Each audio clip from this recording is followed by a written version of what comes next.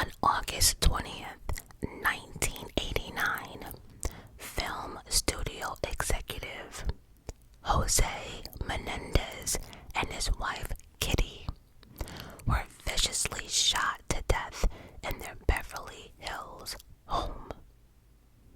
Nearly 7 years later, in 1996, after 2 court trials and thousands of hours of TV coverage, their son Lyle and Eric were both found guilty of their murder. But why did they really kill their parents? This is the inside story of the Menendez family murders. Now, this is a very famous case, and honestly, this case is wild. It's wild, wild, wild. It is an older case. It took place in the late 80s, but it has gotten a lot of publicity as of lately due to the Netflix film that they dropped. Actually, it's a series.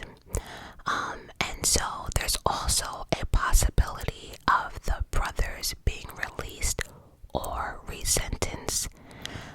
And their trial hearing is actually December 11th of 2024. Many people who watch this trial play out back in the day when it took place might feel differently about the case now, looking at it with fresh eyes or with a different perspective.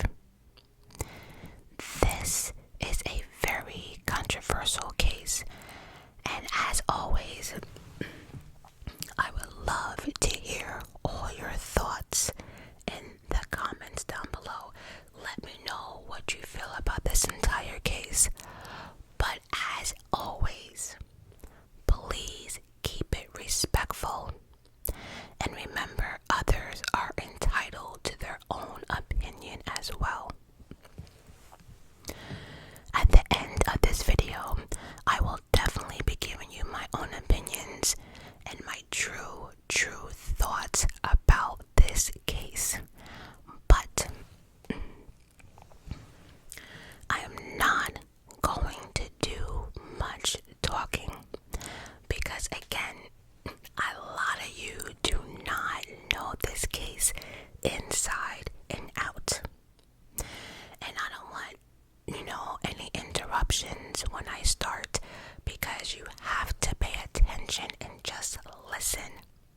And then at the end, I will give you guys my true opinion. But until I do, I have to give all these facts first. I will be labeling this video part 1. Part 2 will be after December 11th to see if the brothers get out, resentenced, or what's gonna happen with that. So, if you are interested about this case, please do watch the Netflix series. It's called Monsters, the Lyle and Eric Menendez story. Again, on Netflix. And I just want to point out, it's the same people who did the Jeffrey Dahmer. If you guys liked that, I know Jeffrey Dahmer was a lot darker, but remember, look at the crimes Jeffrey Dahmer was doing. It was dark and twisted, but if you like the way that flowed, you would definitely like this series as well. And for the most part, I would say about over 90% of the Netflix series was accurate. The characters did a phenomenal job. So, and even down to the whole O.J. Simpson, being in jail with the brothers, all of that was true. So about 90% of that series was spot on. So, alright, you ready?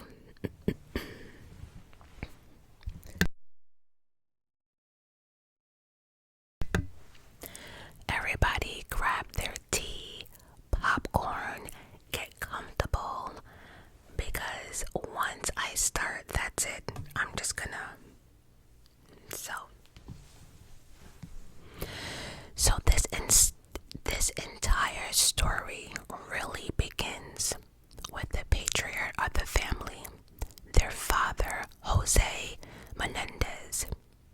He was born on May 6th, 1944, in Havana, Cuba.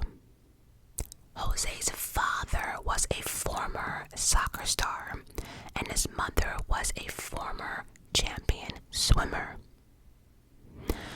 Jose took after his parents in regards to being very competitive. He was athletic, and he normally got first place in anything that he did. He was very successful in all the sports that he played, which included basketball, soccer, and swimming. When Jose was 15 years old in 1960, things got really crazy in Cuba. Fidel Castro had taken complete control of the military and political power and was now Cuba's prime minister. Jose's parents felt like it was not safe for him to be there, so they ended up sending him to the United States alone. His parents decided to stay in Cuba to try to protect what they had left. At first, Jose lived in his cousin's attic, which was definitely a hard adjustment for him. But since he was good at sports, he dived right into school and sports just to keep his mind busy. And eventually he got a scholarship for swimming, so he ended up going to Southern Illinois University. In 1962, he met Mary Louise Anderson, who went by the nickname Kitty. Kitty was just a few years ahead of Jose. She was born in 1941 and grew up in Chicago, and was even a former beauty queen. They hit it off right away and started dating right away. By 1963, Kitty ended up graduating from SIU, and Jose decided that he was actually done with school. He didn't care for it and decided to leave the university the moment Kitty graduated. At that point, Jose was just 19 years old. But although Jose was young, him and Kitty actually decided to go and elope. After this, they moved to New York, where Kitty was a teacher for a little while, and Jose ended up enrolling in Queens College. He knew he was good with numbers, so decided to get a degree in accounting. Eventually, Jose and Kitty got pregnant with their first child, and it was a boy, who they named Joseph Lyle Menendez, which he goes by Lyle. Lyle was born in New York on July 10th, 1968. At this point, Kitty decided to quit her full-time teaching job because she wanted to be a full-time mom instead. Eventually, the city became a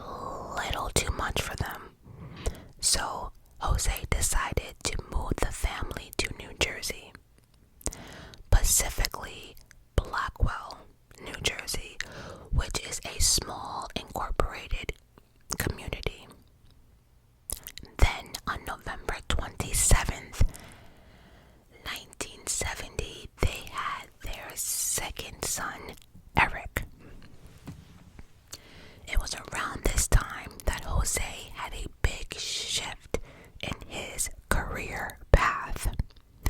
He ended up going into the music industry. Yes, it was different from accounting, but he really liked music, and he really, really, really liked money. This became a perfect move for Jose, because by the 1980s, he was a top executive with RCA Records. He signed several really popular groups, the most popular group being Duran Duran. I have no idea who they are. I'm being honest, but yeah. The family then moved to a $1 million estate in Princeton, New Jersey, where both boys attended Princeton Day School, which was a very prestigious and top-rated private school. As soon as the boys were old enough to walk and talk, the expectations were set for them that they needed to be successful. No questions asked. And they were in no shape or form to ever embarrass the family name. They had to excel in academics and athletics. Jose and Kitty were not the kind of parents that were okay with trying a sport out just to have fun, just to do an after-school activity. Oh, no, no, no. They had to win first prize in everything. They had to be the best at everything. So you can just imagine the type of pressure these boys were under as they were growing up. One sport I will say that they really got into and they really, really loved was tennis. They were both really, really good. Actually, they were really exceptional tennis players. They spent a lot of money in training and classes. And from my understanding and from articles and everything else I read, their mother Kitty was at every practice, every game, cheering both of them on from the sidelines. From the outside, it looked like they were living a very comfortable and happy life. Then, in 1986, Jose decided that he wanted to leave the music industry and get into the movie industry. Okay, so he wanted to leave the music industry to get into the movie industry instead. So, of course, they packed up. And where do you think they went? Yes, Hollywood.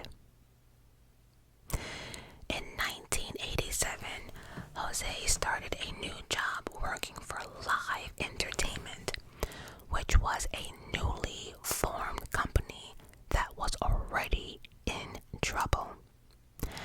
And when I say trouble, I mean trouble. The company had lost over $20 million the previous year.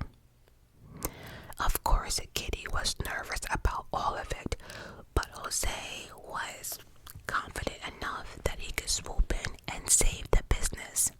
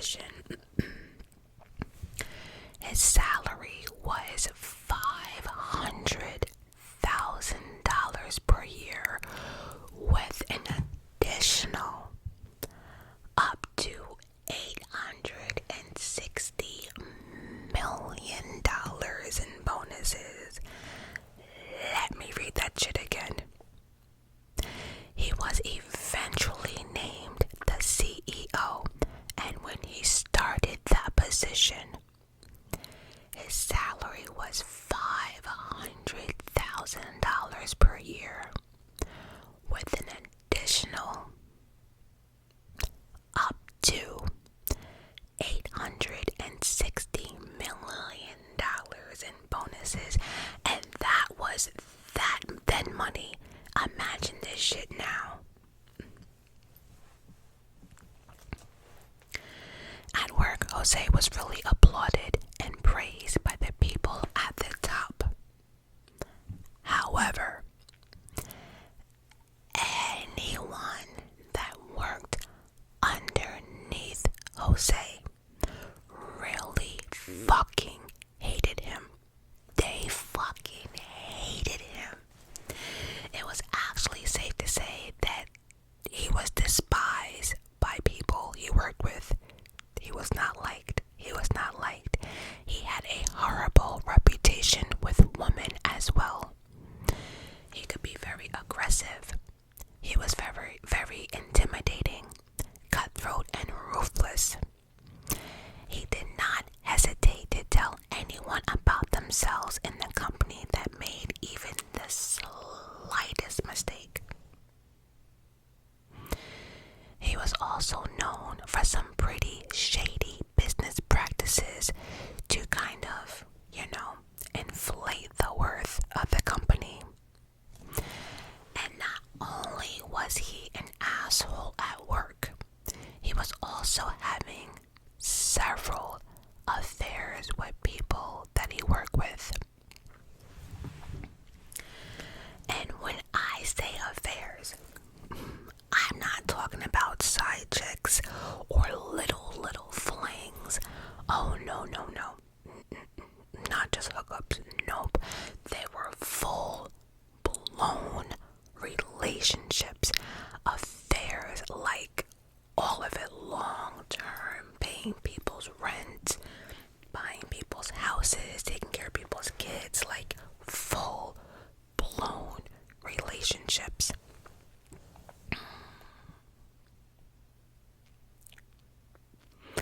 And I'm almost positive, in my own opinion, that Kitty knew what her husband was doing. It was one of those, like, I have a good lifestyle, so I don't care. One of those, like I know what my husband's doing, but you know what? I built this foundation. This is my family or whatever, so.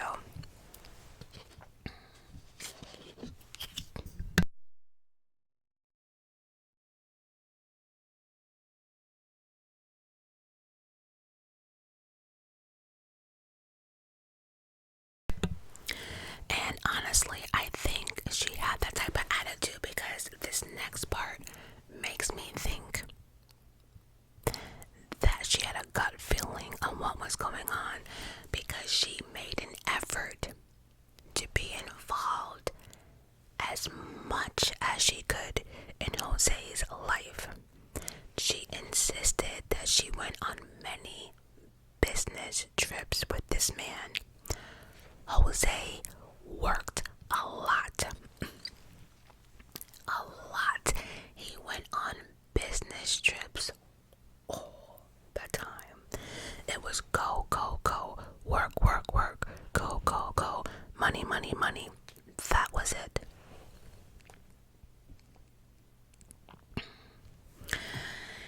Now, this next fact I found out about Jose, it just, I guess I'm just trying to build his character, but I don't really get it, if I'm being honest. Jose was ashamed of his Cuban heritage. At one point, he was offered a letter of congratulations on his success as a Hispanic businessman, and he was actually offended by that shit. He did not want any of his colleagues to know about his past and where he came from.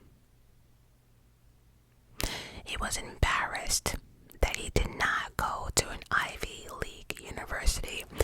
But see, here's the thing for me. Who is going to tell Jose that Jose has most Hispanic name possible. Are you kidding me? Who do you think you're fooling? First of all, your first name is Jose. Your last name, like, who is gonna tell Jose that he was not fooling anyone about where he was from? Get out of here. Like, they might not have known. Maybe you were, that you were from Cuba. They might not have known that. But to sit here and say that you were embarrassed about your... Okay. Jose was determined to have both his kids go to an Ivy League school. So you guys can just imagine the amount of pressure the boys were under. Jose decided when his boys were pretty young that they were going to go to Princeton. That's it. No questions asked. So, again, from the outside world, they seemed like they had the perfect life, the American dream. They seemed like a picture-perfect, close, happy family. The parents were super involved in their kids' life. They were involved in sporting events, involved in who they were dating, academics. And when I say parents, I really mean the mother. Let's just cut this shit. I mean the mother. The parents had hoped that the boys would excel in school as much as they did in tennis, but that was not the case. The boys were just average students. They weren't bad students by any means, but they weren't top of their class either. But again, they really did excel at tennis, especially Eric. He ended up breaking 44th in the nation for 18 years and under tennis players. Growing up, the brothers were very, very, very close. Lyle was very protective of his younger brother Eric, and they did a lot of things together. Matter of fact, they spent tons of time together. They had a couple of friends here and there, but they really just stayed to one another. Those that were friends with the brothers said they got interesting vibes from the boys at times. Some of their past friends felt betrayed by them or double-crossed by them. Them growing up having to learn to be very sneaky and aggressive and to get what they want. They all learned that from their pops. So even trying to have friends was difficult because it was just like take, Now Lyle definitely had a harder time in the family than Eric did. Him being the oldest, the firstborn, there was a lot more expectations from him. Jose was pretty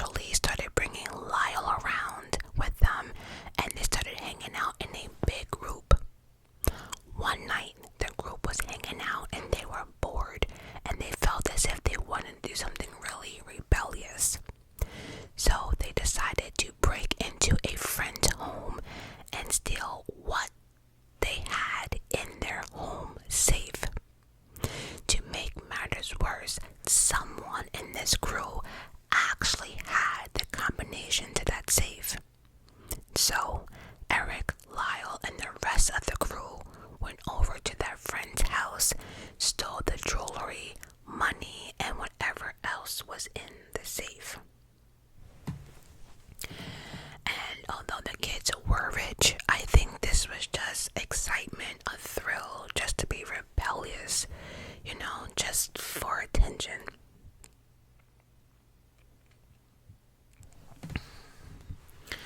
I guess this is a good time to point out that money does not equal love and happiness. It can make all your bills easier, but it's not guaranteed that it's gonna make you whole or happy in life. Matter of fact, I think money just ruins everything, and I always think that couples that struggle together, they seem to last longer. I don't know. But anyway. But after the first break-in, the boys had this rush and decided to break into different houses with their friends. And after they did all this, Eric and Lyle were like, well, we like doing this. We can do this ourselves. Why do we need the rest of the crew? You and I can break into a house and we can get more money. So they did just that.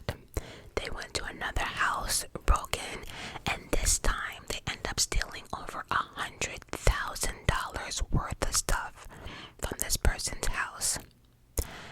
And the crazy thing about the situation is the brothers would have gotten away with it, but the rest of the crew members in the group were salty. They were salty as fuck because Eric and Lyle did not, put them in the plan because, they wanted to get in on the $100,000. So they were like, wait a minute, we taught y'all how to do this, and then you do it without us, and then you get a bigger pay cut. Oh, hell no. And so the rest of the crew went right to the police. They went right to the police and snitched. So, of course, now the brothers are they're arrested. Here comes Jose.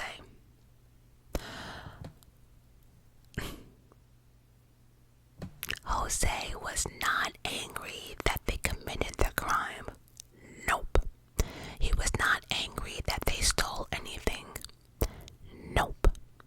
Jose was actually angry that they got caught. He thought his son should have been smarter than that, tougher than that. Apparently the brothers they've been breaking into houses and they've been getting caught, and Jose was able to always, pay these people off and prevent them from going to the police. But this time, it did not work. Jose could not fix this. They had to actually end up paying back the $100,000, and they also had to pay back $11,000 in damages. But this wasn't good enough. Jose then came up with a plan to keep the boys out of jail. Lyle was an adult and he was about to start Princeton. So Jose decided that Eric, since he was underage, he would plead guilty to the entire thing. All the burglaries, everything that they had been involved in. Eric was gonna take the fall. So that means Lyle had no consequences, no punishment, nothing. But honestly, the punishment wasn't even bad. Eric had to do some community service and get some therapy. Now, this is where we're going to introduce Dr. Ozell. He actually started seeing Eric regularly. Dr. Ozell is very important in this entire case, I promise you. So, Eric was ordered to see a therapist and started seeing Dr. Ozell regularly. Around this time, the family decided that they were going to move to Beverly Hills in a famous mansion. It was a $4 million home, 6 bedrooms. It's a Mediterranean-style mansion on Elms Drive. It has a courthouse, tennis court, pool, guest house, all of it. And a little fun fact about this mansion that they moved into: many famous people actually lived there previously, including Michael Jackson, Elton John, and a Saudi prince. It seemed like, again, they had the perfect life. Lyle, the firstborn, ended up getting into Princeton, something we all know Jose wanted. Lyle decided to study business because his father told him to. But once Lyle got to school, he realized this was not for him.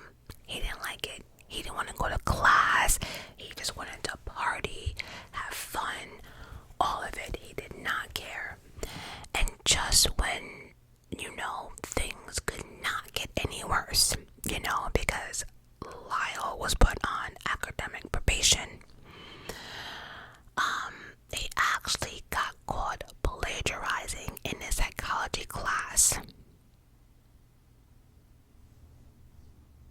Now, as normal, when the boys got in trouble, Jose would swoop in with his checkbook, throw his money around, and everything will be okay. But the dean of Princeton wasn't having any of it. He was like, nope, you can take your little fucked up kid and get out. So Lyle ended up being suspended for a whole year.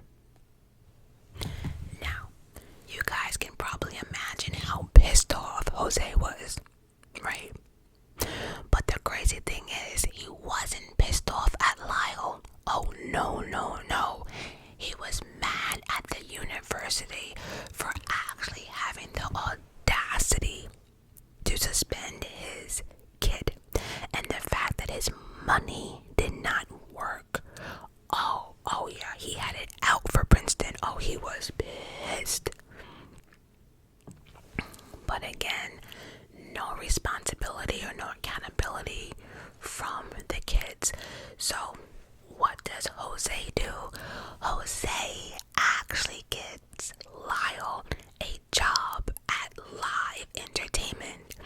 He was hoping that his son would come to the company and see how things, ran and worked, and maybe his son would get more excited into thinking that one day all of this would be his and he'll learn the ins and outs. But that's not what happened at all. We have to remember, Lyle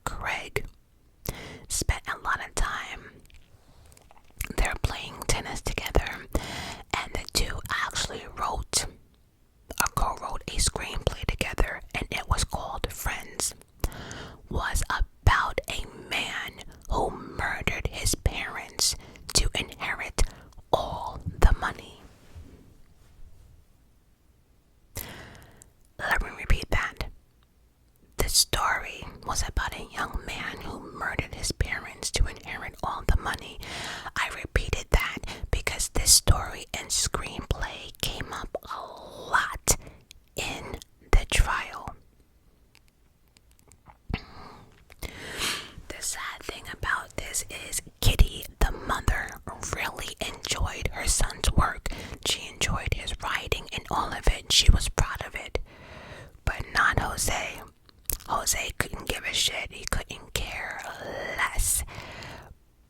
Basically, no matter what these kids did, they couldn't.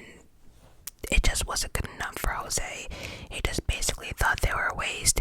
He was embarrassed, and he really thought the brothers were out here purposely trying to ruin the family name. So, all in all, a lot is going on in the house. A lot of battles, a lot of fights. The brothers are trying to do what they can to get their father's love.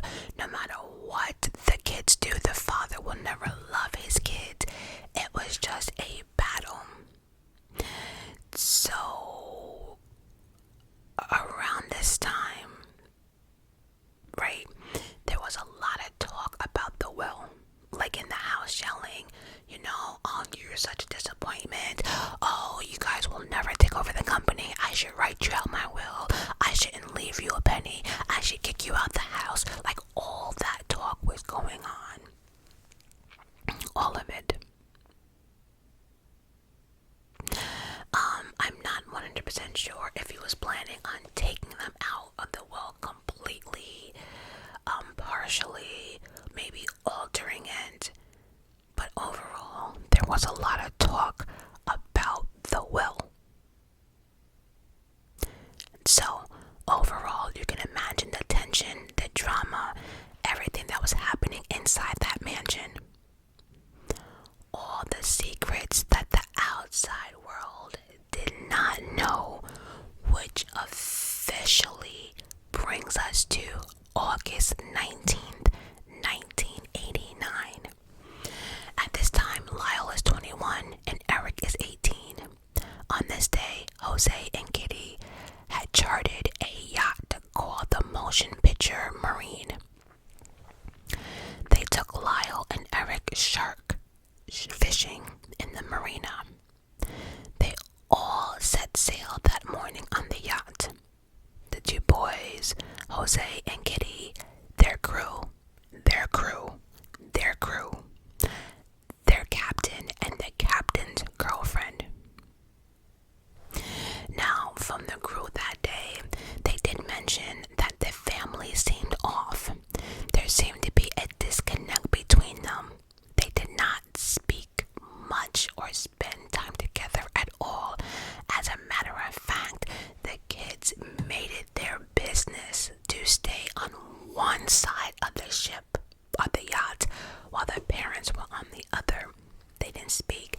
They didn't do anything. So it was clear to the crew, captain, and everyone else that the brothers wanted nothing to do with their parents.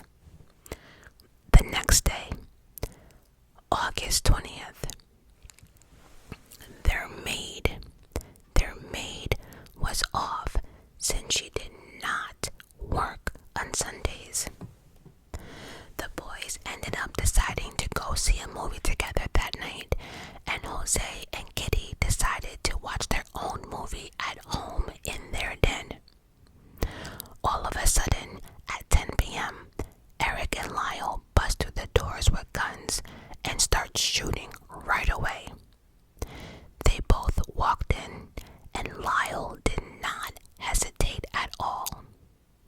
He shot his dad in the back of the head using a Mossberg 12-gauge shotgun. And if you know nothing about guns, this type of gun will blow your fucking head off. It will do a lot of damage. Like, the crime scene will be messy. Matter of fact, men, not even men, anybody that knows, can someone please name a movie that a Mossberg 12-gauge shotgun was used? I think people have to understand what type of weapon these boys decided to use. It's some shit. But yeah, if someone can mention a movie or something down below in the comments, help your girl out. But the plan was for Eric to shoot his mother, but he panicked and Lyle ended up having to do it for him because she almost got away. She ran out of the room and down the hallway where Lyle ended up shooting her. At first, he shot her in the leg at close range, shattering her leg bone. He continued to shoot until there were no more bullets. But there was one problem. Kitty was still alive. Now remember, they came in blazing with, the guns. Not all the bullets hit the parents, but now, after all the shooting and stuff, Kitty's not dead. Now what do they do? Kitty was still alive, laying on the floor. So the boys went outside, back to their car to reload their guns. And while they were outside, Kitty tried to get up and run, but she ended up slipping in her own blood and fell back to the ground. At that point, the boys were back inside the house and they continued shooting her. They shot her in the face, and that was the kill shot.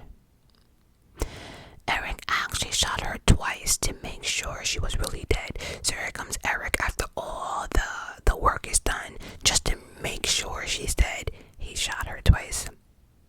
The mother, Kitty, was shot a total of 10 times in her leg, arm, chest, and of course her face, which left her completely unrecognizable. Jose was shot 6 times and he had a hole in the back of his head the size of a fist. They had unloaded a total of 15 rounds. Then they decided to make sure it looked like a mob hit. That's the reason they end up shooting both their parents one more time in their knees, also known as a kneecapping. I guess something supposedly or allegedly that the mob does. Jose was 45 years old and Kitty was 47.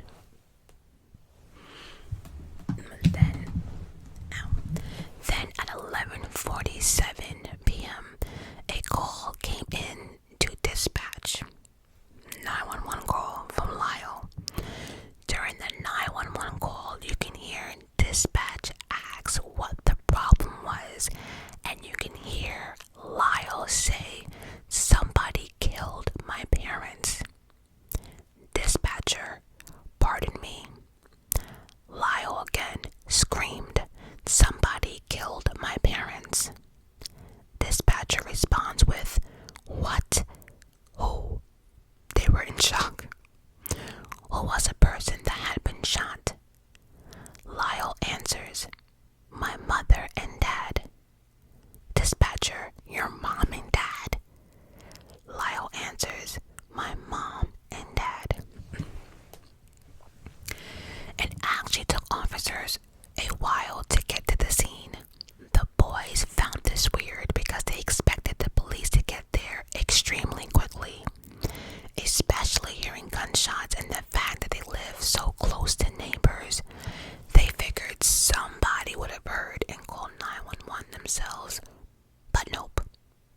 Plus, there was always an officer patrolling their fancy rich neighborhood, and this neighborhood never ever heard gunshots, so they were completely shocked, like, wait, nobody's coming.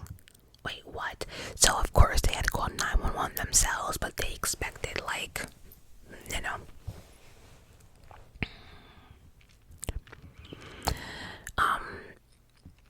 officers made it to the scene. Okay, so officers that were at the scene said the boys came out of the house hysterically crying. They seemed really dramatic.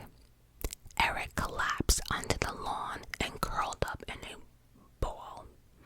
He was shaking and hyperventilating.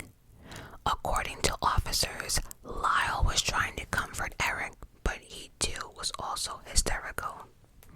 Everybody at the scene said their grief seemed genuine. They seemed heartbroken, petrified, like someone had actually really come into the house and murdered their parents, even though the boys knew they did it themselves.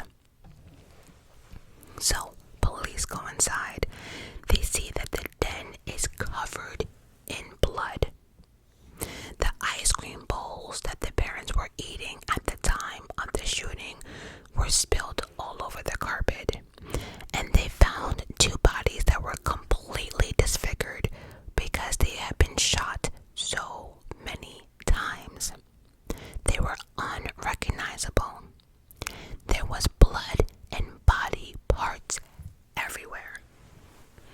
So the investigators started asking the boys some questions. Where were you tonight? They responded that they had been at the movie theater. They said they originally had tried to see License to Kill, but it was sold out. So they ended up seeing Batman instead. They continued to explain that after the movie, they went to the Taste of LA festival and then came home to the bloody scene. Police found their story to be very credible. So credible, in fact, that they decided to not even test their hands or clothes for gunshot residue. Now, if you are listening to this video, you know a little bit about true crime. You know police test everyone for gunshot residue to see, like, if you were at close range, were you in the room, were you the actual shooter. There's so many reasons they check everyone for gunshot residue. It is standard procedure for anyone who was in a crime scene or near a crime scene to be tested for gunshot residue. And honestly, this mistake botched the entire investigation. Because here's the thing, they were looking elsewhere when the murderers were right in front of their face. But they were so moved by their emotions that the boys were having that they just figured there would be no way. There's no way these boys can be involved. Look how they're crying. There's no way. And if we learned nothing else, in 2024, when it comes to murder, trust no one. There are people out here who are jealous of you that you didn't even know. There's probably people out here who hate you and you have no idea. So when I say you just trust no one when it comes to murder. The police also thought that this was some random hit and that this was probably mob related because, you know, the cops realized that the parents were shot also in their kneecaps. And this mob story, the boys were really trying to push for this narrative. They said that they thought it made a lot of sense. They said that their father had some connections, possibly to organized crimes, and that there were people out there that wanted to see their father dead. But as detectives started looking into the mob theory, they realized the mob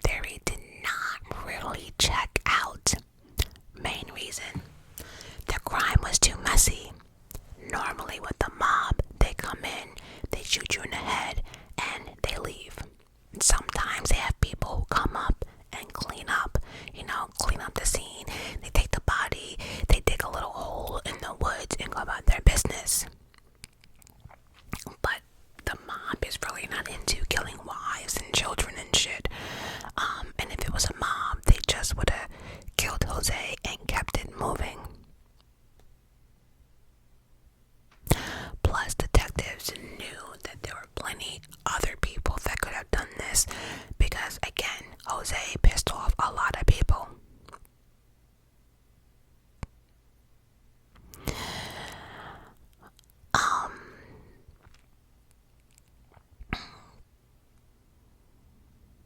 So of course they went ahead and they looked into all the employees, and yeah, the employees did not care for Jose, but not enough to kill him to spend the rest of their life in jail. No way.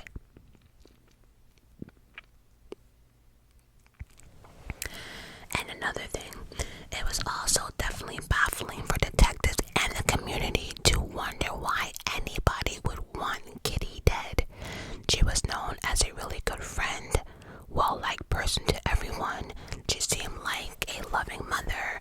She always was seen supporting her sons at the sporting events. A devoted wife. Nobody came forward and said she had any type of affairs, any of that. So why would Kitty be killed, or brutally killed the way that she was? But again, nobody ever thought that Eric and Lyle had anything to do with it at all. The brothers were sticking to their story. They acted incredibly devastated by the loss of their parents. I mean, and then they went into acting like they were scared. I'm telling you, they put on a whole Broadway show. They started living at hotels right away, claiming that they were afraid to go home because whoever did this to their parents might come back and kill them. Knowing that they were the ones who killed their parents, but they're playing this role. Oh, they're playing it. They ended up getting bodyguards and started wearing bulletproof vests.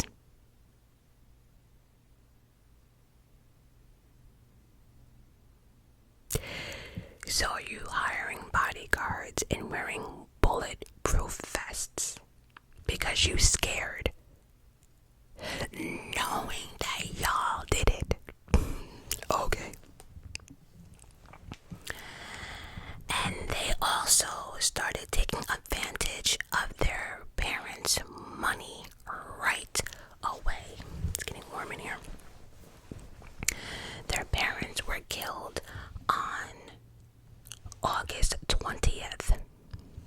The boys started using their parents' wealth immediately by August 24th, 4 days. And I'm not talking about they used the money, to do a funeral and for the casket and everything else. Oh, no.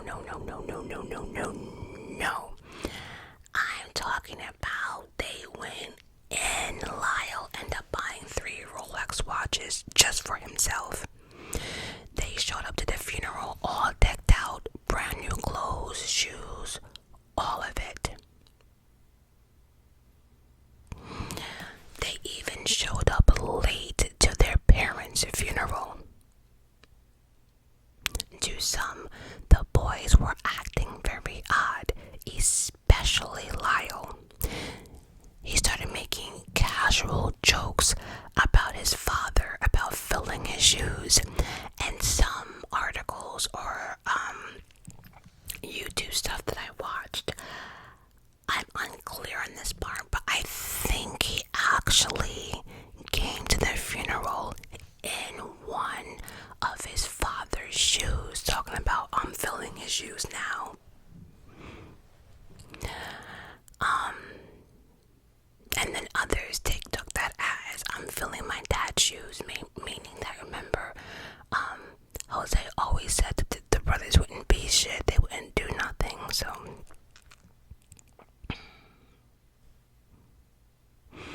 And then during the funeral, right, so now they're coming late, they're making jokes, and now they're actually talking to other people at their funeral about how they can get tickets to the US Open. So y'all thought it was a good idea to have this whole conversation at a funeral.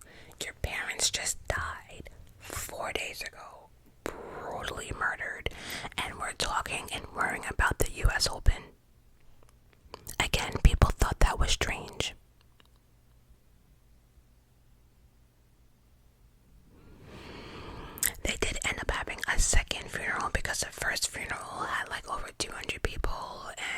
was just like employees and stuff like that. The second one was supposed to be more intimate. And at this funeral, Lyle gave one of the eulogies, and he talked about how much he loved his father and how he was proud of him and he would miss him and da da da da da. The odd thing about it is there was no tears. There was no crying. They actually did not even seem upset or tore up at all before the funeral, during the funeral, and after the funeral. The spending spree and shopping just got worse. They just went in and never stopped. Lyle ended up buying a Chuck's Spring Street Cafe restaurant in Princeton for $550,000. He also bought himself that Porsche that he always wanted that Daddy refused to buy him. Oh yes, he bought one for $60,000. He ended up renaming the family restaurant Mr. Buffalo's. Lyle was all about new business. He was all about this business life all of a sudden. He opened up a new company called the Menendez Investment Enterprise. He hired some friends from Princeton that he knew and also planned to franchise the restaurant. So at the end of the day, Lyle was making business moves, period. Eric was also spending a lot of money, but not as much as Lyle. But he still was spending. He bought himself a brand new Jeep Wrangler. Remember that? He also started paying for private tennis lessons that ran him $50,000 a year. The brothers did decide to keep the mansion, but of course they had to get all new carpet, furniture, from the blood and body parts and everything else. They were actually going to move out at one point, almost putting down a $900,000 deposit on a penthouse, but decided against it at the last moment. Instead, the two leased two adjoining condos in Marina Del Rey, and they were just bacheloring it up. Parties after parties after parties after parties. When they moved into their condo, the family mansion just was sitting there empty. No one coming in, no one coming out. Still, the boys continue to spend more money and more money and more money. Eric eventually even bought himself a Rolex. Because remember, Lyle bought 3, all for himself. So Eric had to get one too. And then poor Eric ended up finding himself at the casino gambling and ended up losing a lot of money. Eric also ended up changing his original plan, which was to go to UCLA for tennis, but instead decided to do competitions in the Middle East. And he did that for a while, and actually he was really good at it. Eric really was. He really loved tennis. He was hoping to go pro in tennis, which proved how much he took that sport seriously and wanted to excel in it. So bottom line, the boys were acting like nothing was wrong. Nothing just didn't happen. They were even driving around in kitties, Mercedes-Benz, and continue to spend more money. In 6 months after their parents' murder, they had spent over $700,000, which is equivalent to 1.7 to 1.9 in today's money. In 6 months. 6 months.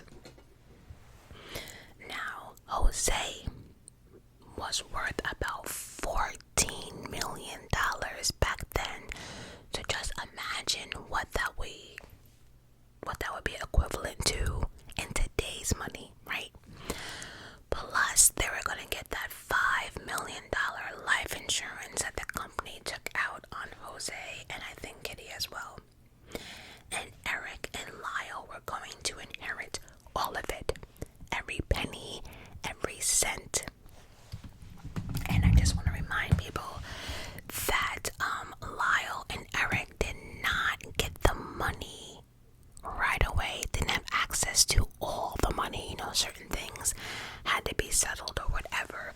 But could you just imagine if the boys had the open bank of all of it right away? And so with all the spending, they didn't realize how this would look to the outside world, what attention they would be bringing to themselves. Because all of the flashiness and all of the spending actually got detectives looking at the two of them. And the biggest thing that the detective noticed is that the boys now had a motive to commit murder: the money. And one thing that bothered the detective, saying that as much money as they had, the boys never called the cops to see like if they had any leads, what any suspects, were they any closer to figuring out who killed their parents. They didn't call. They didn't do nothing. You know why? They didn't care. You know why? Because they knew who killed their parents. So, they started looking more into the boys, and that's when they realized that the boys had purchased guns on August 18th, just 2 days before their parents were killed. They used a stolen ID to purchase a gun that they bought home. Then they found out that the boys had also hired a computer expert to completely erase their family's hard drive. This was important because detectives now believe that Jose had the most updated version of his will on the computer. So remember, I was saying there were so many arguments in the house, in the mansion, about the will and being disappointed. And I'm pretty sure that the father was throwing out there, "I'm not leaving out shit," and "fuck you, dad," and "fuck you too," all that happening. And so I can absolutely imagine Jose at the computer just changing shit like, "Fuck them kids." I don't know. So police ended up talking to Eric's friend Craig. Remember Craig that I told y'all not to forget about? He was the one that also played tennis with Eric, and the one that he wrote that script or play they wrote together. Craig told the police that on November 17th, him and Eric had lunch together like they usually did. But this time, Eric was off, nervous and anxious. Craig explained that he knew something was wrong and kept poking at Eric, and then finally Eric just confessed everything to Craig. He told him how the plan was for Lyle to shoot his dad and how he was tasked with shooting his mom, but he couldn't bring himself to do it, so Lyle did it. So we have to remember, back in these times, we didn't have iPhones and audio stuff and to record people's conversations. So now the police wanted Craig to somehow go back to Eric and try to get this confession on tape. So he had a wire somewhere on him, and then Craig also walked in with a calculator or something that also had a wire in it or something like that. When Craig and Eric met up, Craig asked again about the killing of the parents, but this time Eric denied it, saying that they did not do it, and he explained that he should not have ever told Craig that, and that it was all made up, and him and Lyle did nothing. They didn't kill anyone. Now the cops have nothing, so they started talking to the family's therapist. Kitty, the mother, was also in therapy as well. It turns out Kitty actually told her therapist that she was afraid of her sons and she thought they were sociopaths.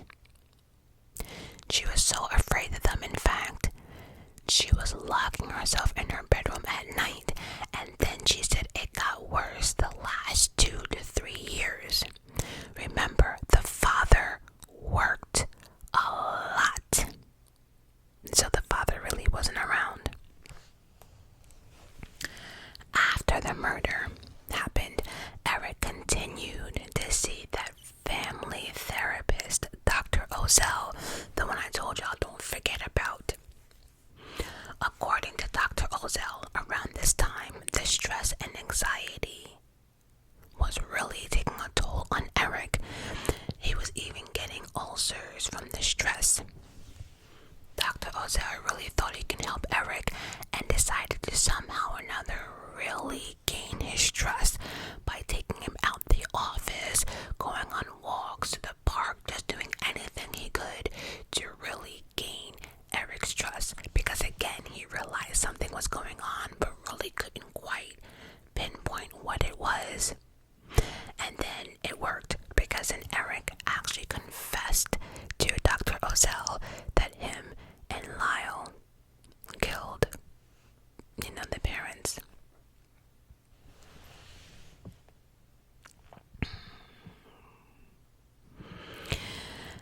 Now, Dr. Ozell told him to call Lyle and have him meet at the office. So now Eric told Dr. Ozell everything.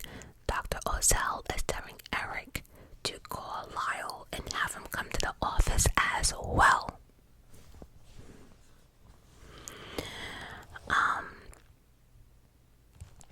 Now, of course, Dr. Ozell was shocked in the sense that Eric told him, but I guess he was also shocked, like he knew, but to hear it out loud was different. Eric explained the whole story. He explained that after they murdered their parents, they changed into clean clothes. They dumped their shotguns up the road, and then they went to the movie theater to get a ticket, asked for an alibi that night.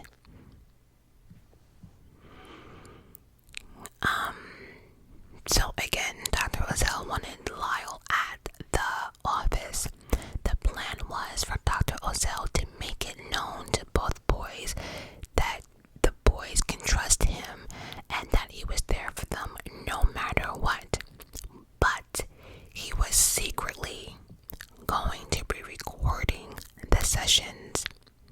He decided that he was going to have his mistress, yes, his mistress, I said it, mistress, Dr. Ozell's mistress was also the receptionist.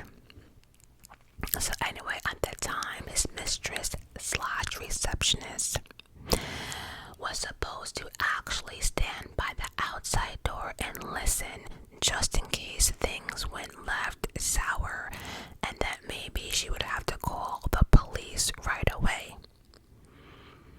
When Lyle came to the office and found out that Eric snitched to Dr. Ozell, he was pissed. He was livid. I mean, he went off, like, off. He started screaming. That was not part of the plan. That was not part of the fucking plan. We were supposed to get away with it. You dumb fuck just went insane. Lyle was screaming so loud. Then he turned around, actually yoked up Dr. Ozell, and threatened to kill him if he told anyone. Oh yes, I will kill you if you open your mouth.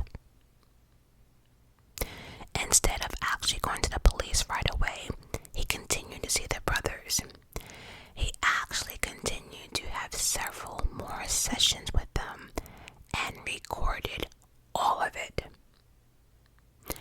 Little by little, they began talking about the entire murder in much more details.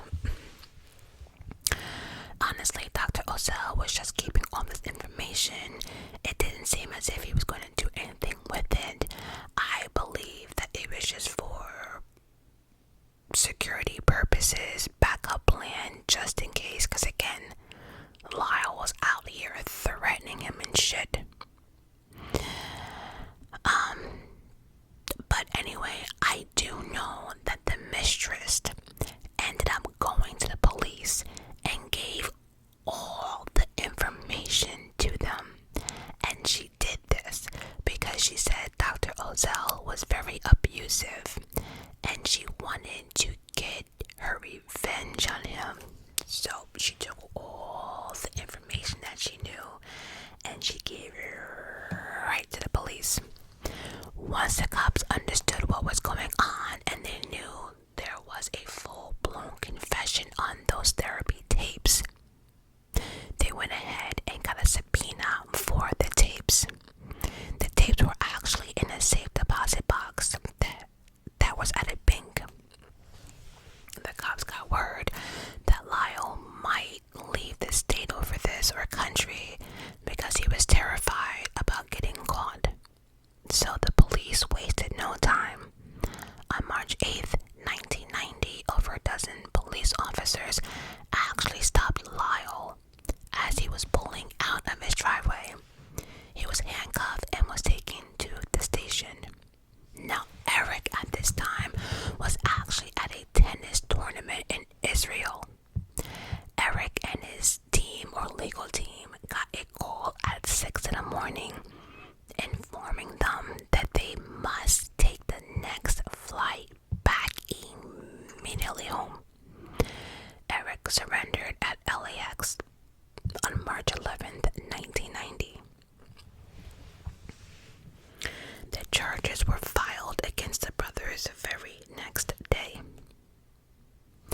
During the arraignment, the boys came into court with smiles, looking healthy, didn't look worried, they were winking, they were waving, all of it. They were in their Beverly Hills fancy suit. They were just way too confident.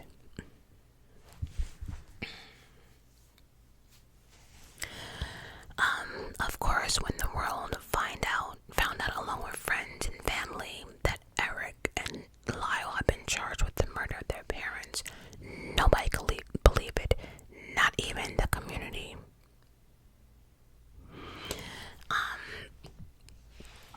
At arraignment, the judge explained to the brothers that they were both being charged by killing their parents for financial gain and that they could be facing the death penalty, and asked them how they pled. They both pled not guilty. The defense and prosecution spent a lot of time arguing over whether or not the tapes that Dr. Ozell had recorded could be admissible in court. It's fair game because the murderers, or alleged murderers. So basically they're saying it's a fair game because there might be murderers, or does it fall under doctor-patient confidentiality, that thing. The Supreme Court of California actually made the decision that the 2 out of 3 tapes would be able to be used in court. And one of those tapes actually had the full confession of Lyle on it. They determined that because Lyle had threatened Dr. Ozell's life, it forfeits his right to the doctor and patient confidentiality. Right off the bat, going into that trial, they knew that now those tapes are going to be fair game. They could no longer pretend that the boys did not commit this crime, because remember, they're pleading their innocence. It was a mob, it was this, it was that.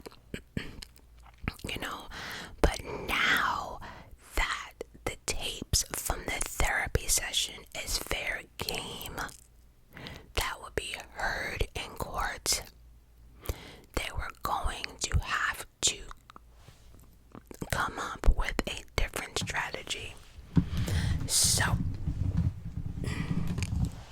on July of 1993, it was announced for the very first time, no one else mentioned It wasn't mentioned during therapy, on the tapes, or anything.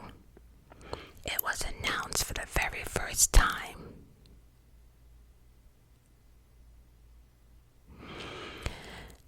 That Eric and Lyle had actually killed their parents in self-defense after a lifetime of psychological, physical, and SA at the hands of their father, and that they killed their mother as well because she allowed it to happen. Followed by, we have evidence that will prove that they were experiencing fear and that they were in imminent danger of death or great bodily harm at the hands of their parents when the murder took place. Now, I'm not going to go much into this because this actually ties into my final thought about how I feel about this case, but I am glad that that sentence was read, right? And that was read from a lawyer's mouth. They can prove that they were in imminent danger. But in self-defense, imminent danger is a present threat or harm that is about to happen right now or in a couple of seconds, or someone broke through your window or door. Which is why I really believe that the brothers lost the case over self-defense, including Gypsy Rose. The self-defense did not work. I wonder why. Nobody was in imminent danger. You can't say self-defense when your parents were watching TV, eating a bowl of ice cream. There was no imminent danger or threat at that particular second when they pulled the trigger. And honestly, I have no idea why the lawyer or even psychologist didn't suggest insanity. But I don't think anyone would question if someone snapped, especially, if there was a lot of things going on behind closed doors that we did not know about. So for that type of abuse, anyone will be, mentally, unstable. So I think the insanity plea would have worked better, but let's continue.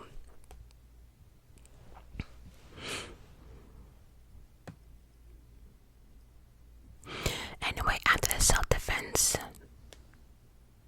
came out, many people had different opinions. Some felt bad for the boys and believed them, and the other thought it was purely a defense strategy. Trial began 10 days later on July 20th, 1993, and they actually tried them both separately.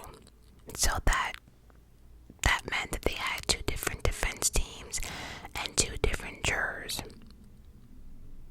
Usually they do these at different times, but they decided to do their trial at the same time. Now, Eric's friend Greg would not shut the fuck up. He was talking to anyone that had a microphone. I swear he was answering all questions.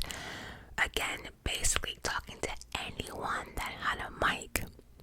He also explained to the media about the written story called Friends about the main character killing their parents for money.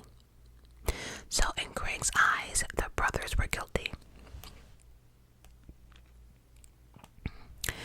As you can imagine, this was broadcast. I don't know whose idea it was to broadcast this whole trial, but it was a shit show / reality TV, even before reality TV was popping, right? It was crazy. Day one reminds me of the Johnny Depp case, but day one of trial, another shit show. They had every news feed out there. They had every photographer. They had girls lining up from 4 o'clock in the morning, behaving like Lyle and Eric were superstars, like they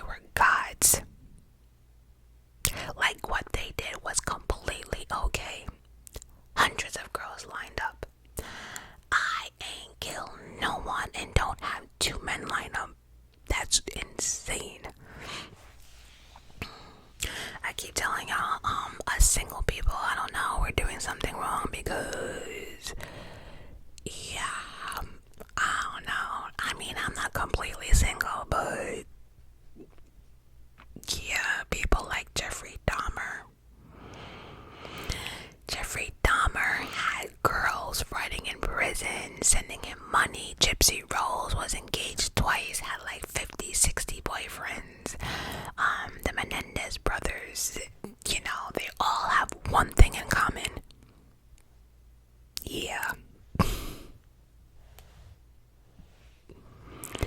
When Eric and Lyle walked in the courtroom for day one, they did not look like they did during their arraignment. There were no smiles, no fancy clothes. They weren't winking at nobody. They looked worn down, tired, exhausted, and it was clear they lost a lot of weight, looking depressed, pale, all of it. They just sat there staring blankly ahead, according to the people who were inside. And it was clear that they were having a hard time in prison, whether the prisoners knew what they did or whether the prisoners knew that they had money. They just weren't having a good time. And then they were paying people thousands of dollars inside the prison to actually, like, you know, protect them. Or trial began, and it was a prosecutor's job to point out that this was not self-defense, that the parents were in the den watching TV, eating a bowl of ice cream. And then it was the defense side to prove that they were essayed and that they were in danger and had to unalive their parents before their parents unalived them. Now, I want to mention this lady. Her name was Leslie. I don't know how to pronounce her last name. Rabson. I don't know. But she was a well-known advocate against the death penalty and took on high-profile cases. She was the most money, or the best money could buy, and was known for being a no-fuck-around attorney. And here's the thing, her strategy was to break people down with questions, and to the point that they became so tired, so tongue-twisted, exhausted, started crying and all of it, right? I think, in my personal opinion, I think the lawyer doomed this case as well. That self-defense was not it. It was not. That was not. They were better off doing insanity. She painted this picture that the boys had a perfect life on the outside, but they truly lived a life of hell inside. She argued that they were traumatized by all the abuse, including sex SA, that they had gotten from their father. And again, there are clips on YouTube if you like to watch it.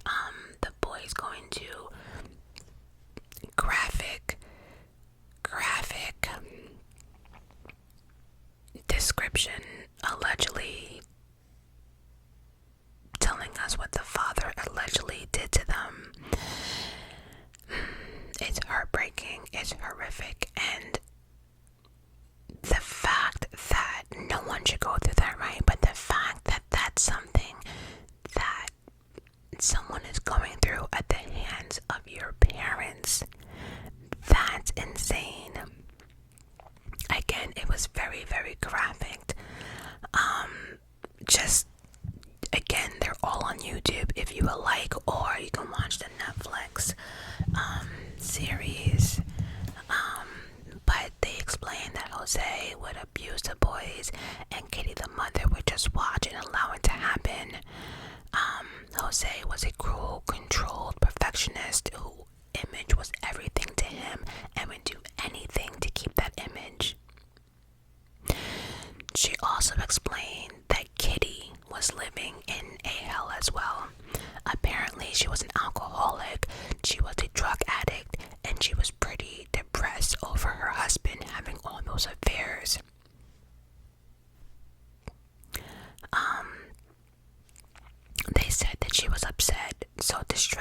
she was a hazard to herself. She was a dangerous driver. She was a terrible housekeeper, pretty much a bad mom, and just a mess. According to their legal team, it was even messier in the house. When they were growing up, there were often feces around the house from their pet ferret. They also had a dog, and apparently the dog would go to the bathroom and the carpets. Like,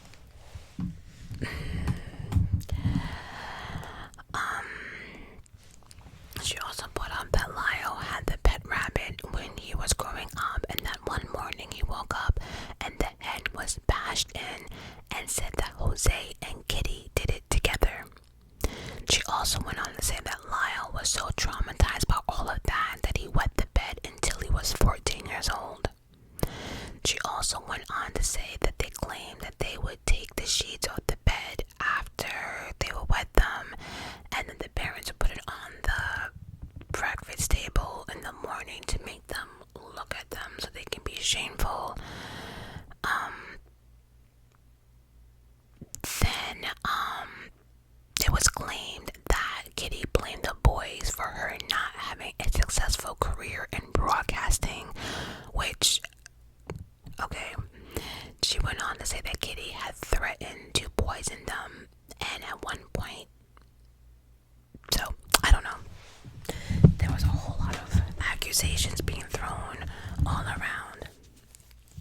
Then the biggest shocker of them all, it was claimed that Kitty had been giving Eric genital exams every year until he was 15.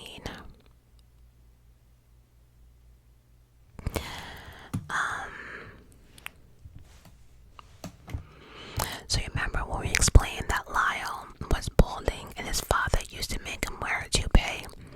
Well, the week that the parents were murdered, Kitty apparently ripped the toupee off his head during an argument, and that's how Eric found out that his brother was bald. He didn't even know. So it just goes to show you how many secrets were actually in the house. When the whole toupee situation happened, the boys even got closer and started to discuss how toxic their family was.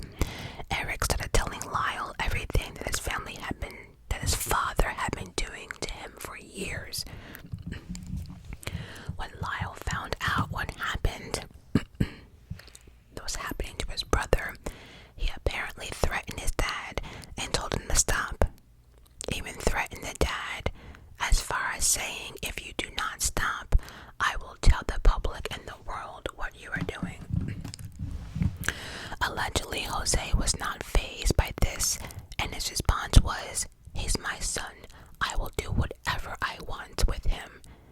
And that's when the boys knew they had to do something. And so, again, the boys both took turns giving their testimony. Details are disturbing on many different levels.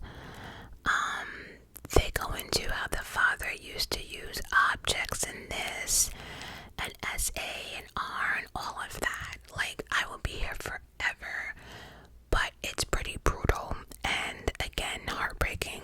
You can catch it all on YouTube.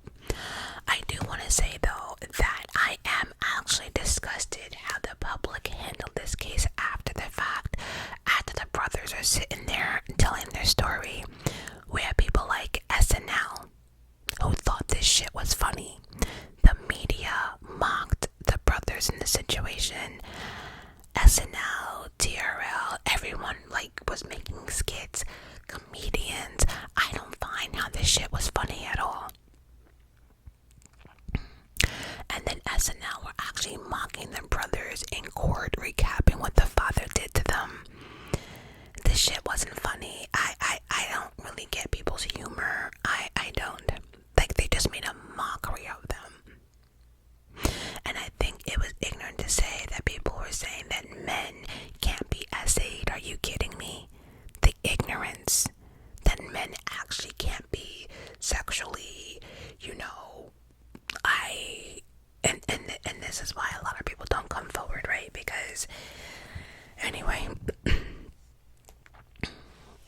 also learned that all of this allegedly started after some sport practices. The father would come in and would offer up a massage. He would tell his father he did not want a massage because it would hurt. Listen.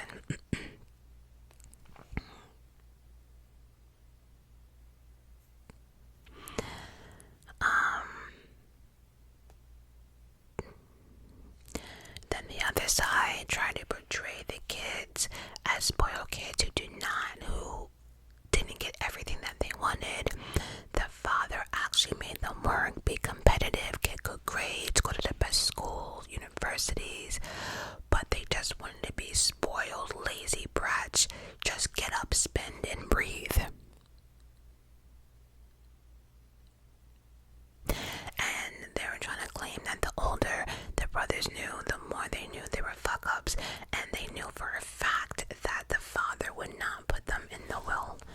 So, at one point during the trial, they had their female cousin come up and testify that Lyle had actually confided in her as a kid when they were about 8 years old that he was being. And one thing, and then she also goes on to say that she found something odd, that the boys would still sleep or fight over sleeping with their mother anytime their father went away or on a business trip, and this continued until they were 15 years old. Of course, we can't forget about Greg. Greg also testified. They questioned him for over 12 days. No, wait, I'm sorry. No, Greg testified that Eric confessed to the murder 12 days after that happened. He also talked about the screenplay, which we know what that was about. I do want to say that that script that they wrote together, it was brought up in court, but it was not read by the jury. So but the jury was unable to read the entire thing that they wrote. Now on the stand, Greg goes into complete detail on what Eric said happened. He said he went outside and his brother was standing there with 2 shotguns and said, "Let's do it."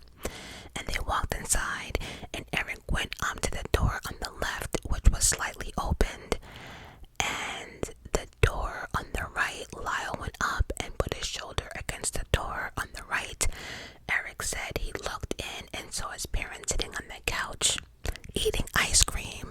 Lyle swung the door open and shot his father and looked at Eric and said, "Shoot, Mom." Eric said he shot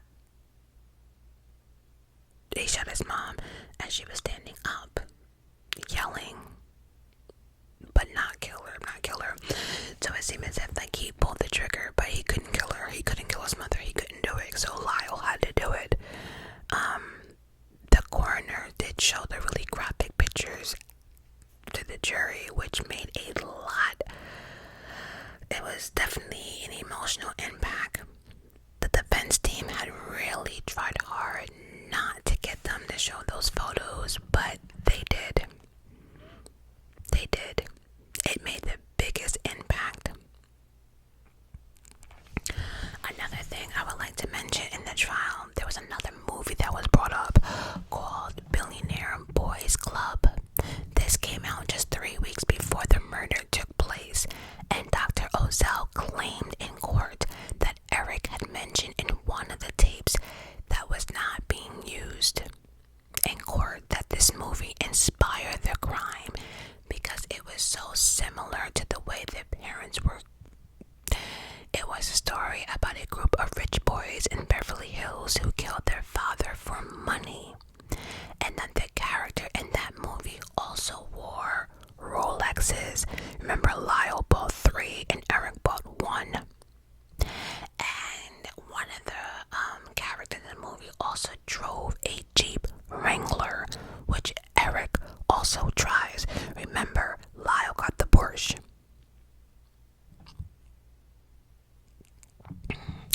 And again, if you're listening to the whole video, you realize that the boy employees did all of this as well. And to make even matters worse and creepier, the movie was actually released by Live Entertainment. Yep, that would be Jose's company. Yep, sure is. And of course, they weren't able to play the movie in court, but they were able to bring it up and argue that could give them inspiration. Anyway, the whole trial lasted 4.5 months, but it came to a close on January 1994. The jury deliberated for about a month, but they were actually split by gender. All the females on the jury wanted to set him free, and all the men on the jury wanted to convict. They couldn't come to a conclusion, so it became a mistrial. The second trial went into wraps a year later. And in this second case, for some reason, and I tried to Google and I could not find, but for some reason the judge decided to not allow them to talk so much about the SA that the boys had endured. Honestly, and because I did try to Google, but I couldn't find it. Honestly, in my opinion, I think she said no because there was no concrete evidence, right? There was no evidence.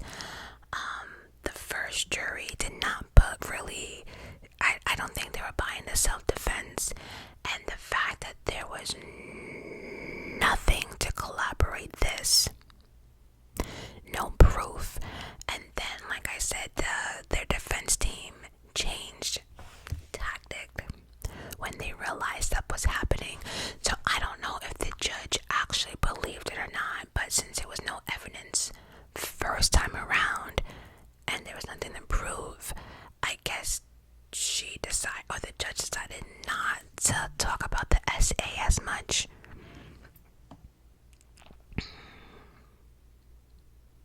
In the second trial, they did try to discredit Dr. Ozell, saying that he was a cheater, he was this, he was that.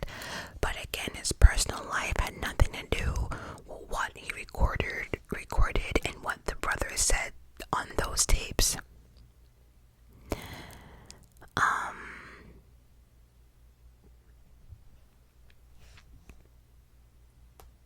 Then Eric testified this time around.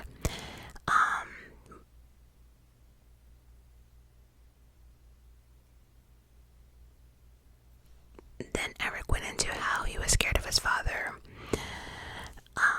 That he had to do something to his father before his father did something to him. And then actually during their cross-examination, Eric actually got caught in a lie.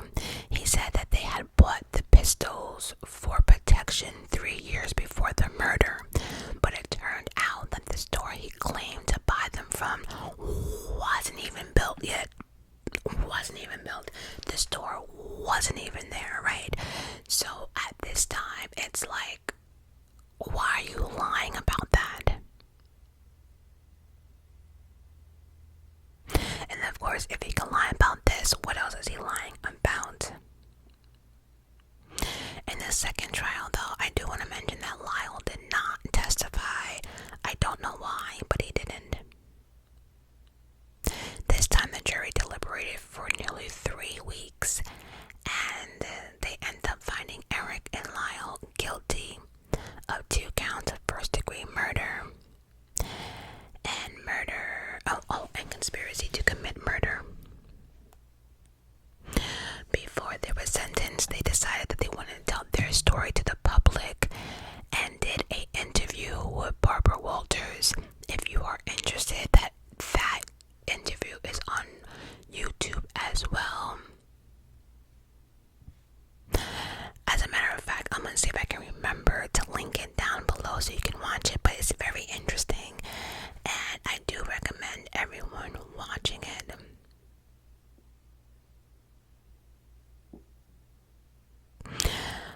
The trial ended up deciding to not move forward with the death penalty because Eric and Lyle had no history of violence.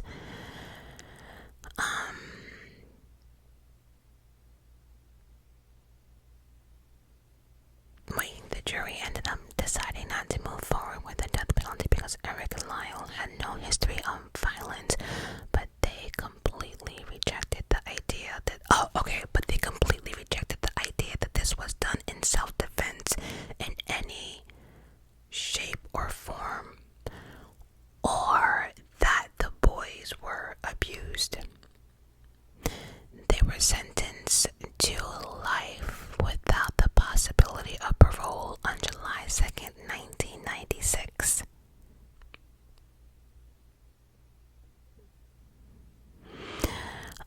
Before sentencing, they did have one request to be put in the same prison, but that was denied. I think it said something like there was rumors that the brothers might escape from prison, but from my understanding, that prison would have been like one of the hardest to escape from, so I don't know what it was, but they were sent to separate prisons. On September 10th, 1996, they would wave at each other from across the prison court, and that was the last time they would see each other for decades. They were considered maximum security prisoners, so they were separated from all the other inmates and spent a lot of time alone. All their appeals were denied. Eric and Lyle both got married in prison. Lyle got married to a woman by the name of Anna in 1996, but then in 2001, Anna ended up finding out that Lyle has been cheating on her during jail. I'm not even gonna comment on that. He was writing up the woman in jail, so they got divorced, but he got married again. Like, how are these people getting married in jail and I can't even get married on the outside world? I mean, I don't really care for the marriage thing, but a love interest, I don't know, it seems like people behind bars be getting a lot more play. I don't know about all that.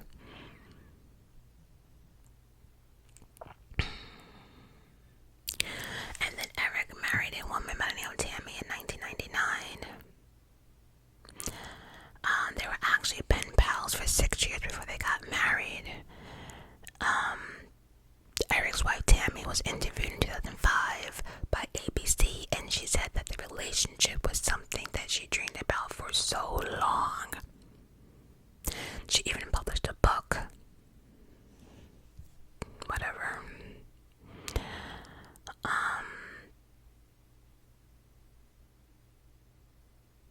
What I do think is cute though, in 2017, the brothers did an interview with People magazine and explained that even though they were in separate prisons, they remained really, really close.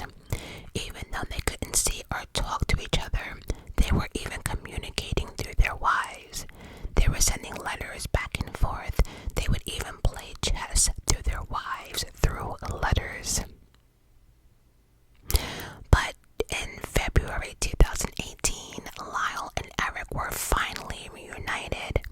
Lyle got transferred to the same prison that Eric was in, and when they finally got to see each other, it had been over 22 years.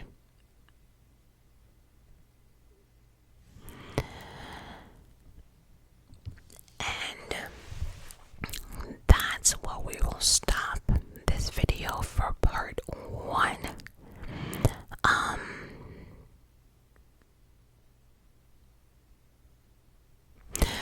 Like I mentioned, their trial is December 11th to see if they will get out or not. I don't know. But my final thoughts.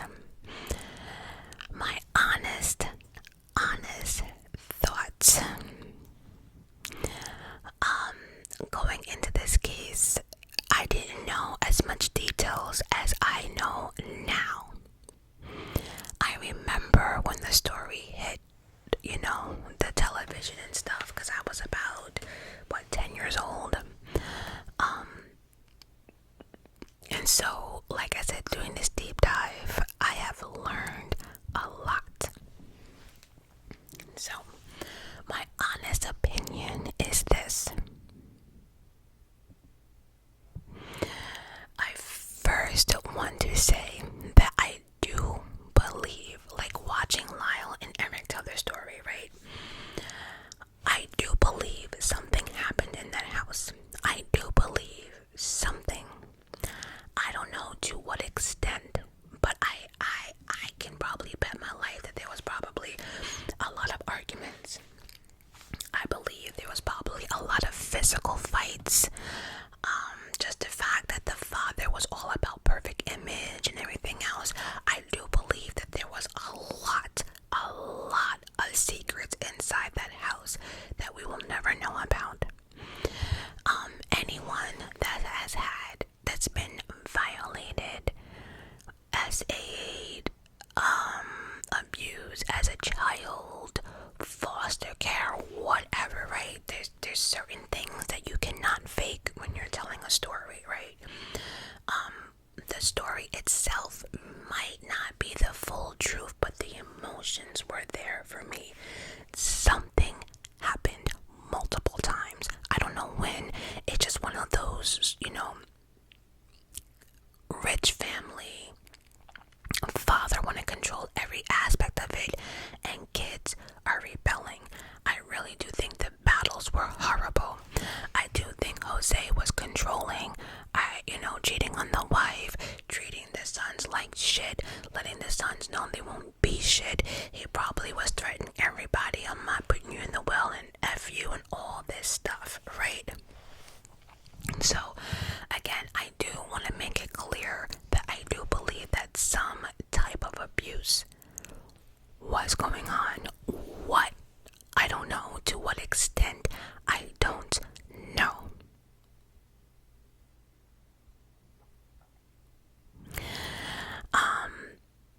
And again, whether you are exaggerating something or adding a little twist, the emotions were all there.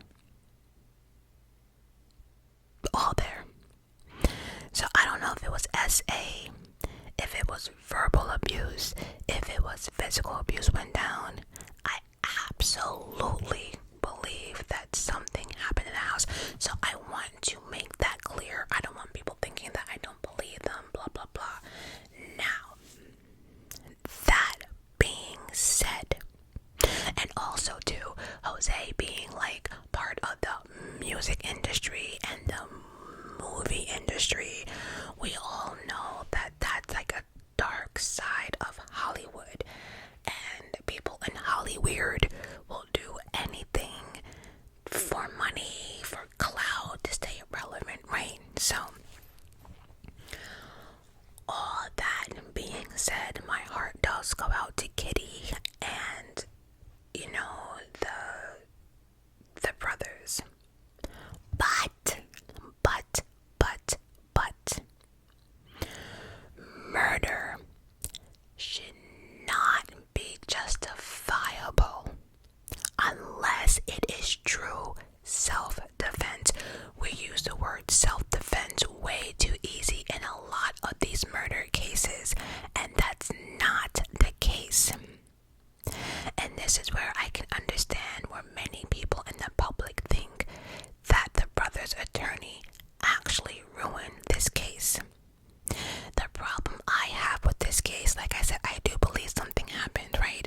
But what bothers me is, like, throughout all of this, right?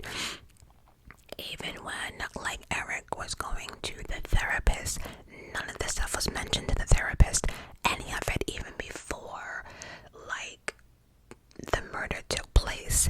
Now, I've had my issues, and I do understand it takes a minute to open up to your therapist, right? But even after the murder, even when they did not know that they were being recorded, nothing about SA was mentioned anywhere.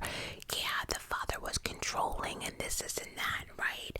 And the father didn't love them, and the kids couldn't please them. We get that, right? But not once was the SA like anywhere.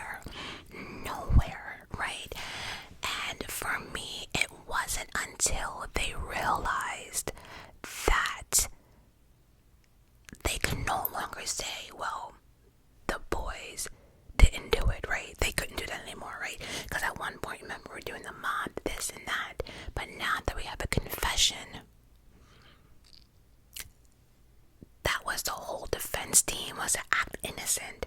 But now that we have confessions on the tape, now we introduce the whole self-defense. And what went down, that does not stick right with me, because that only came up,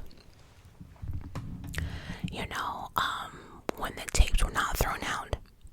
Remember, during arraignment, they came with smiles, and they were waving, and they were dipped out in their clothes, and all that stuff, right? And they even said not guilty. They still never mentioned any of that. And then the fact how Lyle, for me, it was so easy for him to sit there and to say to the Dr. Ozell, I will kill you. It's like it rolled off his tongue too easily. And so, I don't know. I don't know. But, honestly, and another thing too, like the way that their team went after their mother, I mean, it was, she was this, she was that, what was that, right? I mean, they gave Kitty no type of love whatsoever. Where'd it go?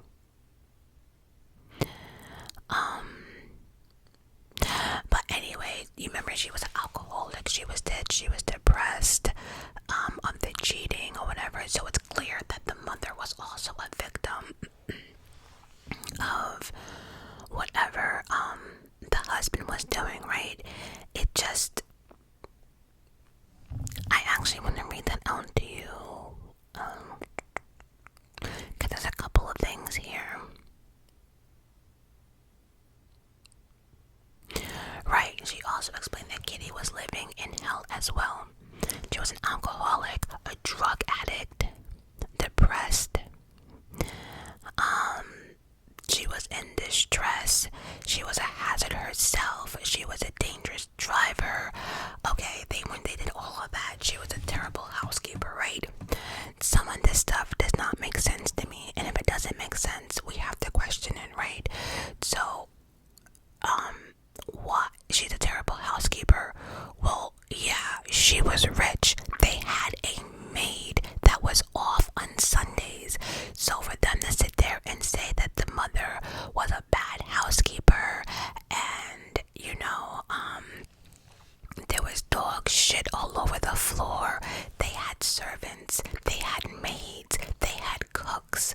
So adding all that extra stuff for me, I just was saying to myself, they really out here trying to paint this picture, and they never once mentioned that Kitty was at all their games and was supportive in their kids' writing and stuff like that.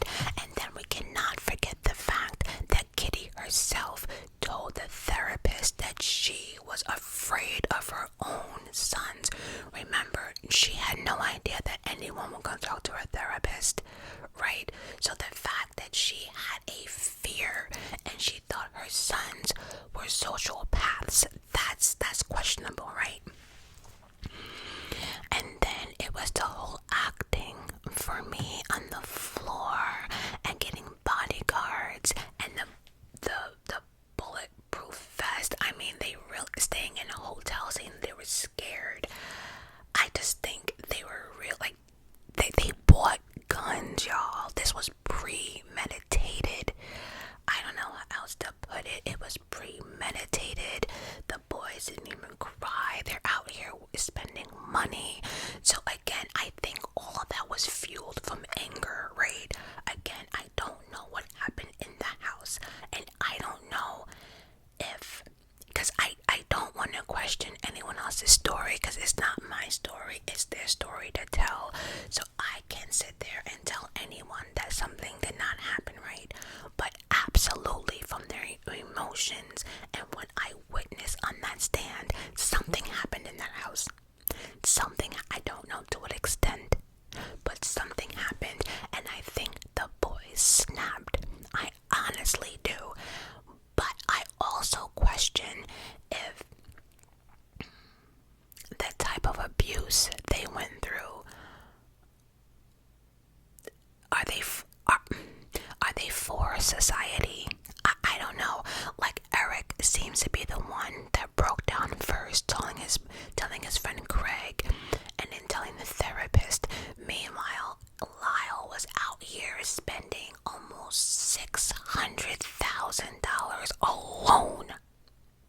He was the one that threatened the therapist to kill him. He was the one that like wore his dead father's shoes to the funeral. It's just I don't know. Was this spoiled kids not getting their way? I don't know. Like the not crying at the funeral. There's like a lot of things that are not adding up for me, and a whole lot went into this entire plot, right? But overall, again, I think the brothers lost this case because, again, we cannot sit here and say self-defense because you're mad at something that happened, last month. And I'm not saying what they went through was okay, because clearly none of these parents are okay, right? Like in any of these cases.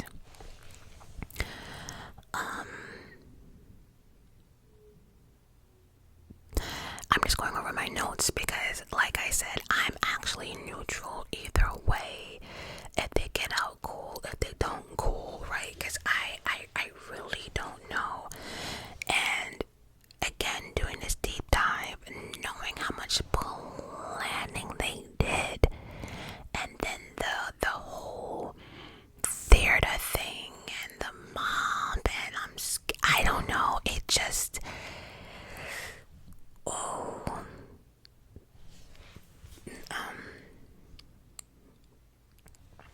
also too, I was watching TMZ, and the lawyer put it in Beth's terms.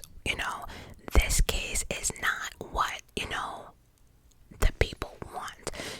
The people will let him out, blah blah blah, and half the people who were saying let him out weren't even born when this whole murder took place, right? So no one has like the ins and out.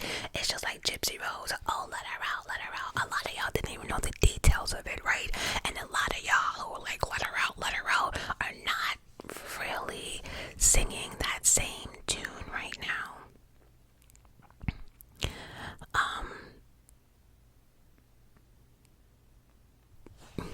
Let's see what else I'm writing down here. Yeah, I thought about Kitty was also living in hell, which means that she also had her own issues. So that means Kitty was also a victim, right? I don't know. The whole drug addict thing, none of that was ever proven. A lot of the stuff that the lawyer was saying, none of it was proven. And questions like she was a dangerous driver. Well, if she was a dangerous driver, why didn't they just get a driver? I don't know. I just have a lot of questions.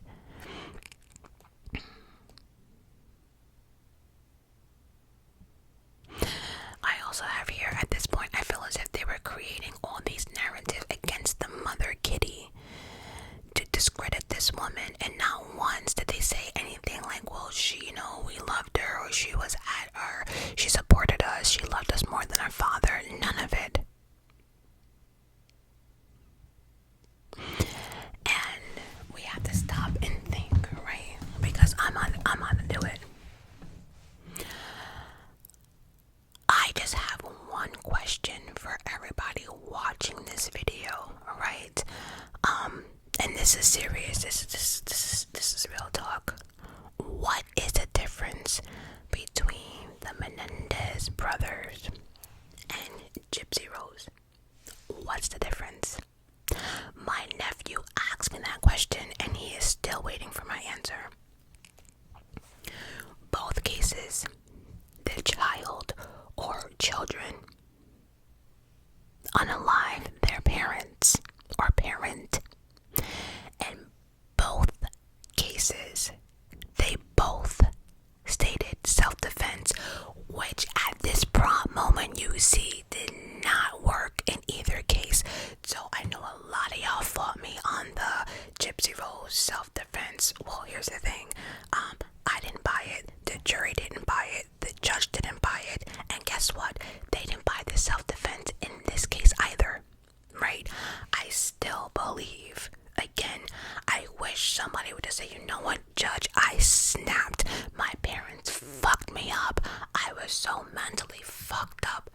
I snapped. I think half of us would get up and applaud them, right? But in both cases, they're stating self-defense. In the Menendez brother case, their parents were watching TV, eating a bowl of ice cream, and then in Gypsy Rose's case, the mother was asleep. Where is the imminent threat? Where? And with Dee Dee, Gypsy's mom, we now learn that she had a lot of health issues herself. She couldn't catch Gypsy even if she wanted to. Now, I ask, if the person that was unalived, if that was your sister, mother, cousin, girlfriend, whoever, without hearing nothing else, now one person watching this video, if their loved one was the Menendez parents or Dee Dee, right? Because as a loved one, when you hear that someone was asleep, or you hear that someone was watching TV on a couch eating a bowl of ice cream, how is that self-defense when one was asleep and one was watching TV and supposedly y'all went to the movie theater? And where's the threat, right? Like, no.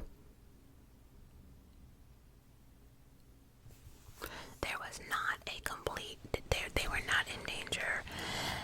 And so, like I said, not one person will be sitting there saying, oh, okay, oh, they were watching TV, oh, they were sleeping, oh, yeah, so it was self-defense. Although you weren't being attacked, you know what, we'll take the self-defense. Not one person sitting here would say that. If that was your child, no one would be saying, yeah, that was self-defense. Nobody. And we have to cut this crap out, like, you know, because like the people on TMZ, the lawyers were saying, oh, well, people are getting the emotions involved. I get this is an emotional case, but we need to take the emotions out of it and look at the facts.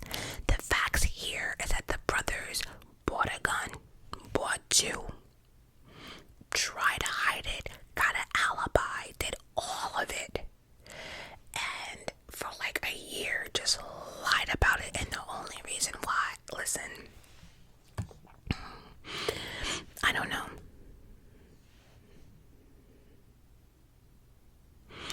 I also have written here too, in the Gypsy Rose case, if you've watched any of my videos, it has been proven that Gypsy Rose did have medical issues. Now, did Dee Dee, you know, exaggerate them? Absolutely. Did Gypsy have some muscle weakness? She did. Enough to be in a wheelchair? Absolutely not. But at least in that situation, there was some type of, you know, we I don't, like, listen.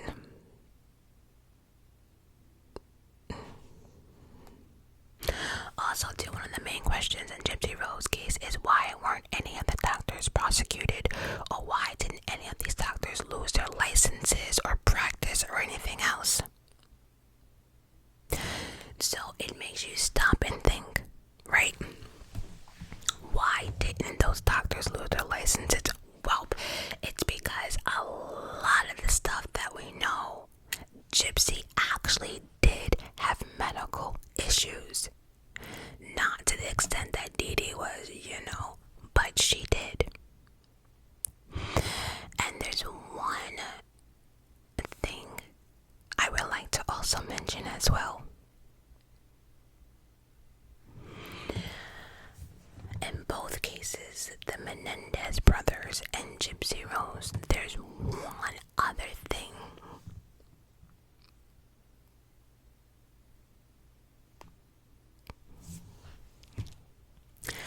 We never, ever got the side of Dee Dee, Gypsy's mom. We have no idea. How do we not know Gypsy was not a demon child? How do we not know? We have absolute, because remember,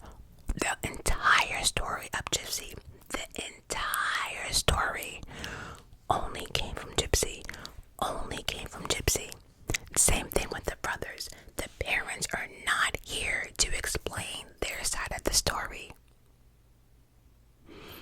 None of them.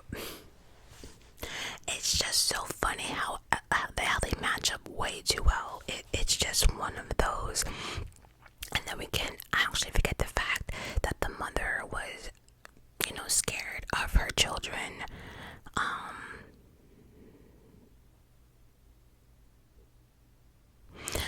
So, all in all,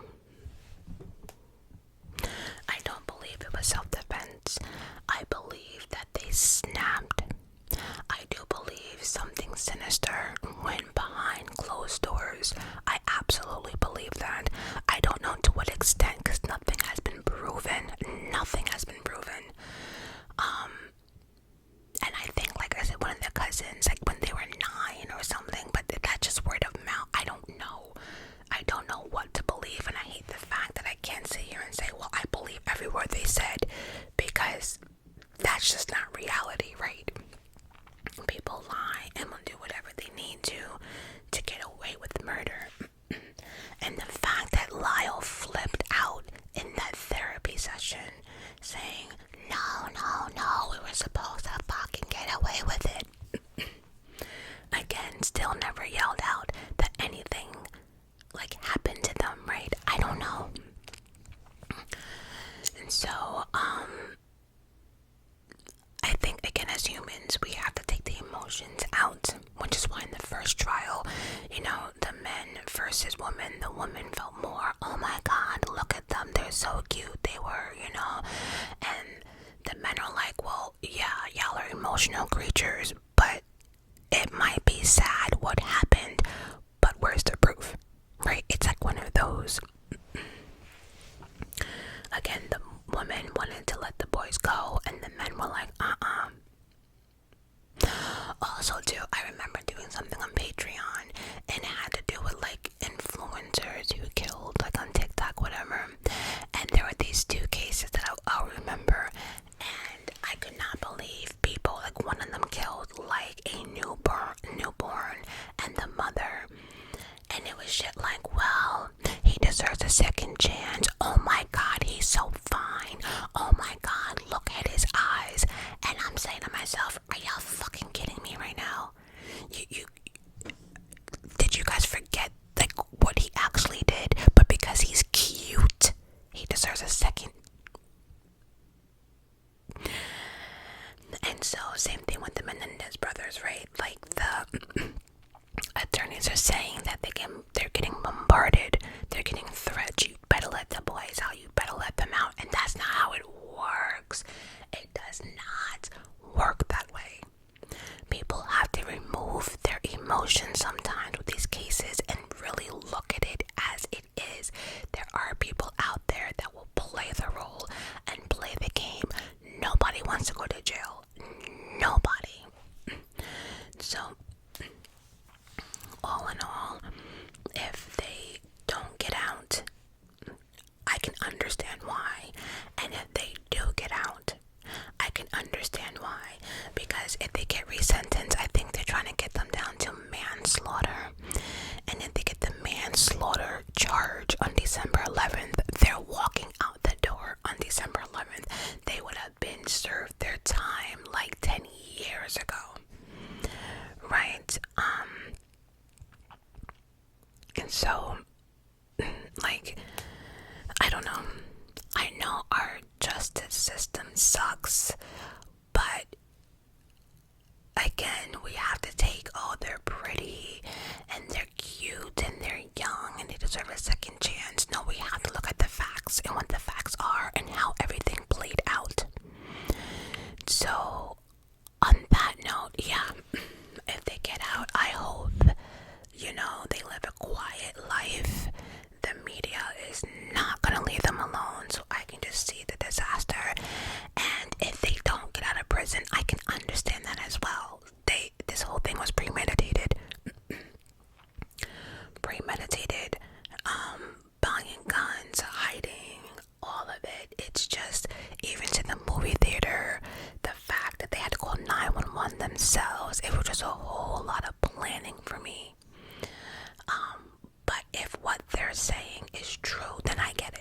snapped. They absolutely snapped. People have breakdowns all the time. People have mental breakdowns. People have meltdowns. People just snap. You know, as humans, we only can take but so much. So I get it. They snapped. And so I can go either way. It really is what it is. But one last thing I would like to say. They caught Gypsy Rose. TMZ caught Gypsy Rose at the airport. And TMZ asked Gypsy Rose if there was any advice that she would like to give the Menendez brothers if they get out. All I'm gonna say to Gypsy is shut